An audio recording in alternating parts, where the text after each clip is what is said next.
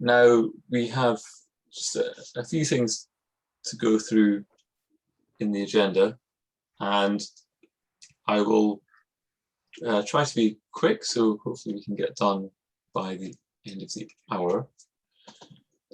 Probably the easiest way to do this is if I share my screen and then just go through each item.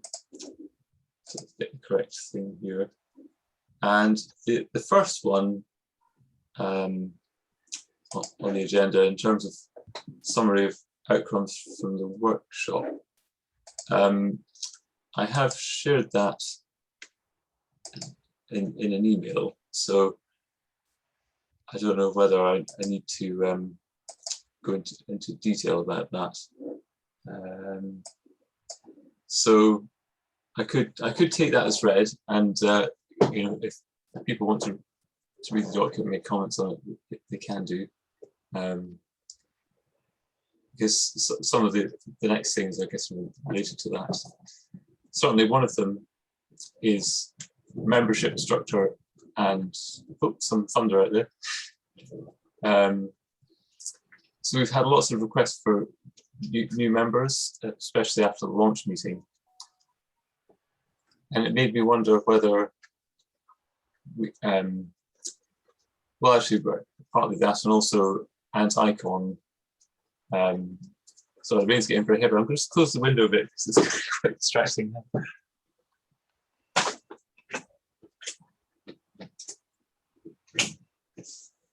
There we go. So they made a distinction between members who just want to be part of a mailing list and people who want to be more actively involved. So I've proposed a way to deal with this is that probably about 50 or 60 people said they wanted to be members. So I thought we could get back to them and say, would you like to just join the mailing list, or would you like to be a more active member?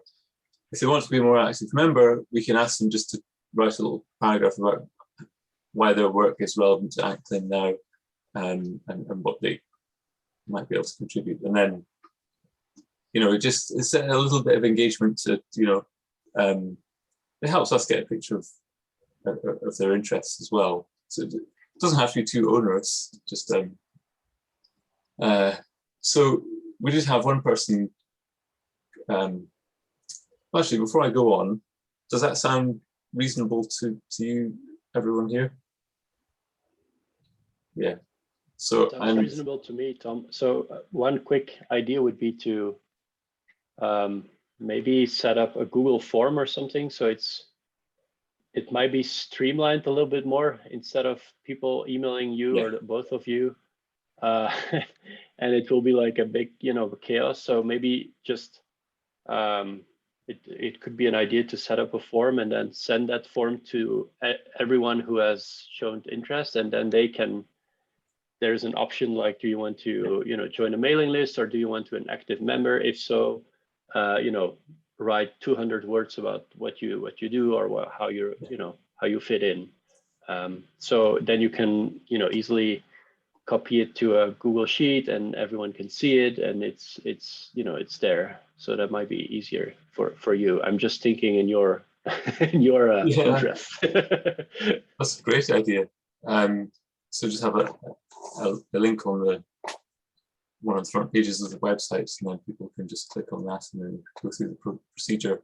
And then we can essentially then the steering committee can, I don't have to read through all of them in absolute detail, but you know, we can just, it's a bit of a formality, but sort of approve them in some sense and say, when we have our meetings. So by way of testing that out, I sent an email, or in the email I sent half an hour before the meeting, had an attachment from somebody called Maria Herhold, who wants to become a more active member. I think she went a bit further than what I was expecting in terms of sending a letter with very formal headed letter. But, you know, reading that personally, I think I'm very happy for her to become an active member. So I think unless anybody objects, then I think we'll just say yes. But that also leads me on to steering committee decision making, because we will have to make some decisions, and we're a largish steering committee, and we have people scattered all over the different time zones, so it's hard to get together at the same time. So if Alana and I were discussing this, and we wondered whether, when we have our meetings, if there are questions for the committee to decide on, we could leave them, as it were, live for a week, and people can respond either way. And if there's no response, we may just have to assume that is a positive response, in the sense that we have to make a decision. So if we don't hear from somebody, we have to assume the support decision or whatever. So the idea would be at the end of these meetings, leave those decisions live for a week, and then, or those questions live for a week, and then see what the consensus was at the end of that period and go with that. And in fact, Alana made the suggestion that's quite similar to you, Jan, of maybe having a little form that summarizes these points, and then people can just respond if they want to somehow. But does that sound like a sensible approach to everyone? And I'm not sure exactly how this is done in some other committees, but the fact that we're across, thanks to your thumbs up, so that's great. Many different time zones, it makes it quite complicated. So we'll see what other people say. They can make a decision on how to make decisions, get it back to us at the end of this week, and we'll take it from there. We will also have to have some more substantial meetings occasionally, if we want to discuss approaching events or meetings or some other products. So one proposal is to have just quarterly more substantial meetings. I'm aware that everyone is really busy, so this is definitely a case of trying to be as efficient as we can with all this. So quarterly seems a reasonable time interval between smaller meetings and more substantial meetings. And so they would maybe be a slightly longer format. Again, they would be held. The idea of having it every 3 months is then it alternates between time zones each time. So we have our monthly meetings, and then every third one would be a bit bigger, and they'd alternate between the Eastern and Western Hemisphere. Does that sound okay to people here? Yeah, lots of nodding. That's good. That's good. So I think the first one we could probably have in September, possibly. So that's when Alana and I were thinking would be the best time to start. So we will go with that. Then I thought this is not, I thought in terms of the budget, it's not something we've discussed much, but we will, again, we've got a budget and we will need to spend it. And it is, so I thought I'd put together just a sort of illustrative breakdown of the sort of things and the sort of amounts that we might spend the budget on. So this is by no means a proposal or anything like that. This is just to give you, because for people who aren't familiar with SCAR programs or other ones in the past, it's maybe hard to get a sense of this sort of numbers that we're dealing with. So our budget is $30,000 US per year, and it rolls over every calendar year.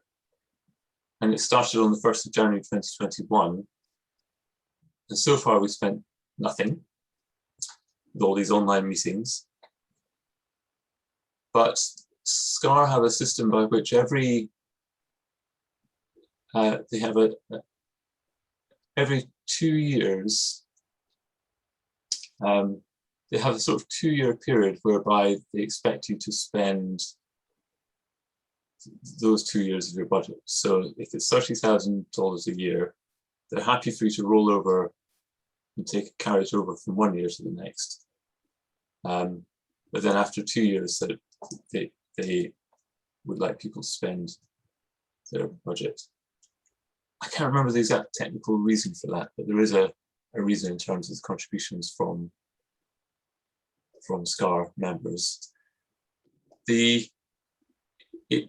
There are ways around it. So if you make a request, if you suddenly find yourself with surplus at the end of the 2 years, it is possible to carry it over with a special request. Anyway, so a total annual budget is that, and this is just a breakdown of the sorts of things we can spend money on. I'm not sure I've actually got time to go through it point by point at the moment today, but it's there to look at, and it's something we could discuss more potentially in September. Because I think I want to move on to something else that I think we should discuss, and that is the question of Antlin now support for the sum up data set that Jan introduced at the workshop. Partly because Jan needs to make decisions on or arranging a workshop in 2022 and other things. So I thought for a start that summary of how a budget might look would be helpful in the context of discussing this. So for a workshop, we'd be looking at the order of $10,000 US would be the sorts of amount that would be available for a workshop, but it could be range from quite a lot less to quite a lot more. Some of the Antlin 21 workshops were maybe $20,000 US, for example. It depends a bit on what else is going on as well.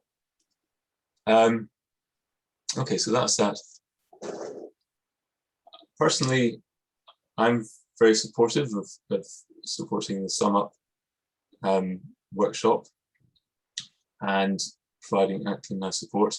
The process I suggest we follow if other people are supportive is that, Jan, if you have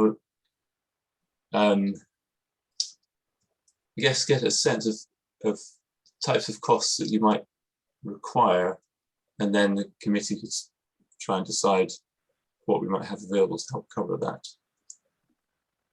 Yeah, I can certainly do that. I think for starters, I think 10,000 is probably more than what we need. Yeah. Because it will be an online workshop. Probably what we do need is some support for software, video software to enable live streaming. Maybe someone who helps us with that. Maybe like publication costs. So it's more of a less, travel costs will be zero. So I think we will be working with a budget that looks something like 5,000 or something, or even less. Yeah. So just to give an idea. That's useful. Thank you. So are people here, I don't want to put you all on the spot, but wait, Jan, leave the room and then I don't think that's required necessarily, but what you could do is if are people here supportive of the idea of Antlin Now and supporting the Sum Up data set workshop? Question from Irina. Yes, please go ahead, Irina. Do you have an idea of amount of people you imagine for the workshop? So it will be only the members, or it's more open? because I guess that will decide what's the budget is required. So I saw for the organization and the workshops and conferences, it makes sense to have a professional company which helps. So there was the scripts. Well, of course, it can be like we are running it, but it's if we have this budget, so then it will help if there is a lot of people. Like there was the scripts workshop, so they have the company which is in-house, as I understand, so they are running it and helping. I have no idea about the prices, like so that's why it was the question, how many people you imagine? So it's a really good question, Irina. I don't know yet. This is very early in the process, but I think what I envisage is to make it extremely open for everyone to attend. So not at all limited to NCLIM now, not at all limited to let's say modeling focused folks or data focused. So I want to try to bring together people. I want to focus a lot on finding common ground between different disciplines. So we've been thinking about, so the way we want to organize it is to have pre-recorded talks that fit in a certain topic, and then give people 2-3 weeks to watch those videos, and then after that have a discussion, like a live discussion with a panel that could be the speakers of those in those sessions, or other people, or a combination. So we want to try to basically have the program be decided by the participants, if that makes sense. So make it very interactive in that way. So we're having ideas, for example, for people to vote on particular topics before the actual meeting, so we can see what topics are most popular, and then make a program based on that. So I expect a lot of interest, but since it's online, we have much more, I guess, flexibility to make it happen. And depending on how many people we see who are interested, we can adapt our strategy and maybe hire more or less professional people to help us. So that's a little bit open right now. What I want to do is send out an email to, CryoList, NCLIM Now, and many other mailing lists sometime next month, and see what the response is, and based on that, make new decisions. That's the plan for now. Okay. Thanks. Any other questions? Okay. And so it's just after 5 o'clock, but I do also want to cover the next item, which is a more general one in a way, which is that, and it links into something actually that Jan mentioned. So with less spending on travel, I think there's more opportunity to use some of our budget to help curate and maintain data sets and other maybe ongoing activities. So one of them is potentially the sum up data set, but as we go forward, there will quite likely be other activities as well. So I personally would be, I'm supportive of NCLIM Now funds being used to help support activities to help curate such data sets. And actually, I think that would have been quite a big help with NCLIM 21 for some of the things that we did. The one question I have is the procedure for doing it, which I need to talk to Scar a bit about. So, for example, if we spend money on funding a person, would they want some sort of interview process, for example, to ensure that that's the person that they would want to do that, or some sort of fellowship type approach or something similar? And Liz, you've raised your hand. Have you got any? Yeah. I was just going to say, so I've recently got something that from Pages, which kind of works along this line. So they called it a data stewardship fellowship. So they kind of had a similar thing where they had a pot of money and they appreciated that data archiving is quite important for the working groups. And so they advertised it as a stewardship scholarship. And so then the different people could bid into it for different things. And what we did was we bid it, it was more, the bid was about what the need was rather than it being about a person. Yes. And then Pages have given me the money to come to BAS, and it's up to me how I then use it. And so I'm using it to fund somebody, but it's kind of then you're passing the responsibility on to that organization rather than you having to manage all of it and everything. So that might be a good approach to do it, is that you ask people to apply for it as a fellowship, you can offer it, but then the institute that you eventually sort of transfer the money to takes responsibility for the interview process, insurance, all that kind of stuff is out of your hands. So I just thought that might be a model to copy. That sounds like a really good way of doing this, actually. And then, okay, I've written that down. A data stewardship fellowship, did you say? Yeah, I can send you the link for it. And again, that was, I think, a version of like a Google form that you had to go through and fill in. So presumably it made that easy for then the steering committee to rank the different proposals and come up with a decision. So that might be another way of doing it as well. That would be great, because then Jan and his group could make a proposal to Anklim now and justify the time required, etc. And then we could. Because for me, because I had a similar thing where we collected lots of data, and it's they were doing it and it was 15,000 US, but that's enough to put a few months of salary onto an existing postdoc or extend a PhD student or something, which I guess is what Jan could use it for.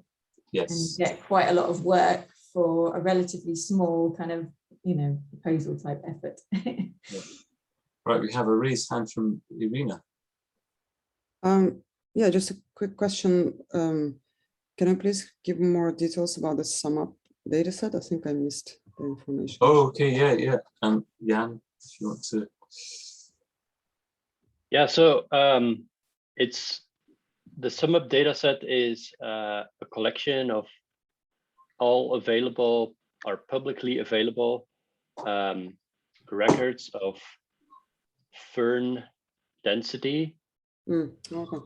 fern temperature, accumulation rates on both ice sheets, so Antarctica and Greenland, as well as sea ice, if available. So trying to really stitch all together in a common format.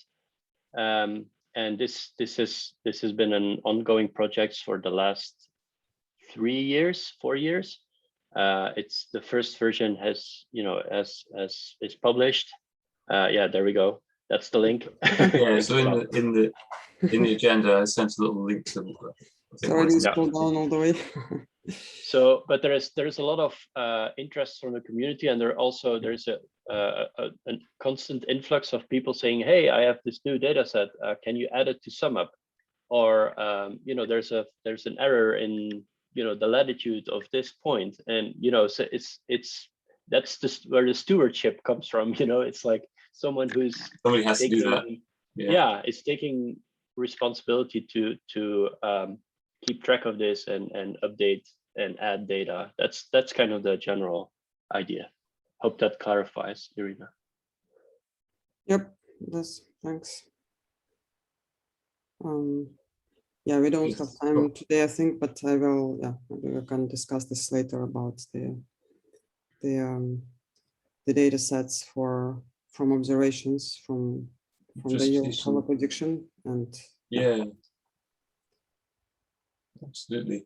So if you want to carry on a discussion on Slack, Irina, just please do. If there's something, and I'll we can try and follow it up a little bit there. Actually, Liz, your hand is still up. I don't know whether, no, that's fine. Now, are there any burning issues or questions that people have right now before we close?